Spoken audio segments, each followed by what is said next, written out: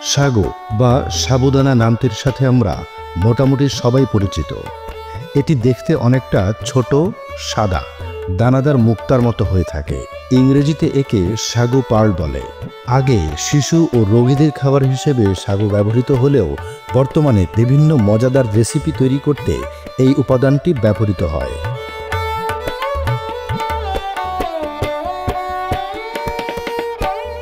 অনেকের মনে প্রশ্ন জাগতে পারে এই সাবুদানার উৎপাদন প্রক্রিয়া সম্পর্কে। এটি কোথা থেকে আসে? সাগু কি গাছে ধরে নাকি মেশিনে তৈরি হয়? এর উপকারিতা কি? এই প্রশ্নগুলোর উত্তর আমাদের অনেকেরই জানা নেই। চলুন জেনে নেই এ সম্পর্কে বিস্তারিত।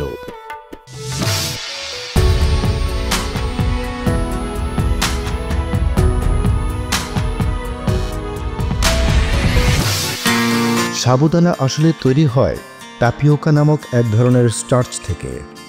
আর এই টাপিওকা আসে ক্যাসাভা নামের এক গাছের শেকড় থেকে। এই গাছটির বৈজ্ঞানিক নাম মানিহোট অ্যাসকুলেন্টা।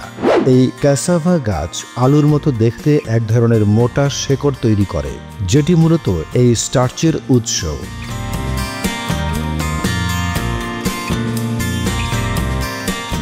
এবার চলুন কিভাবে তৈরি হয় সেটা দেখে নেই। প্রথম ধাপে ক্যাসাভার শিকড় সংগ্রহ করা হয়। তারপর সেটা ভালোভাবে ধুয়ে খোসা ছাড়িয়ে পেস্ট তৈরি করা হয়। এই পেস্ট থেকে পানি ফিল্টার করে আলাদা করা হয় সাদা স্টার্চ। এটাই হলো টাপিওকা। এরপর সেই স্টার্চ শুকিয়ে ছোট ছোট বলের মতো দানায় রূপ দেওয়া হয়।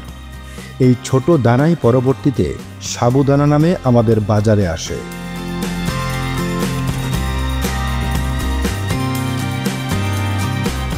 এখন প্রশ্ন হলো, সাবুদানা চকচকে হয় কিভাবে? এর পেছনের রহস্য হলো, শেষ ধাপে এই দানাগুলোকে উচ্চ তাপে সেদ্ধ করে রোল করে ড্রায়ারে শুকানো হয়।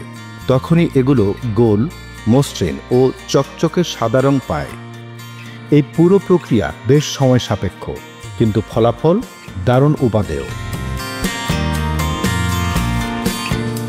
ভারতের মহারাষ্ট্র, মধ্যপ্রদেশ, তামিলনাড়ু এইসব অঞ্চলে ক্যাসাভার চাষ ও সাবুদানা উৎপাদন হয় সবচেয়ে বেশি। বাংলাদেশেরও কিছু ছোট কারখানায় এটা প্রক্রিয়াজাত করা হয়, তবে বেশিরভাগ সাবুদানা আসে ভারত থেকেই।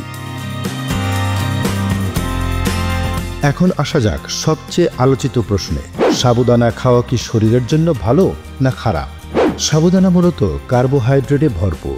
তাতে প্রোটিন, ফাইবার বা ভিটামিন খুব একটা নেই, তবে দ্রুত শক্তি দেয় এবং উপবাস বা অসুস্থতার সময় খুব উপকারী। তবে ডায়াবেটিস বা ওজন বেড়ে যাওয়ার প্রবণতা থাকলে সাবধান। অতিরিক্ত সাবুদানা খেলে রক্তে চিনি বেড়ে যেতে পারে।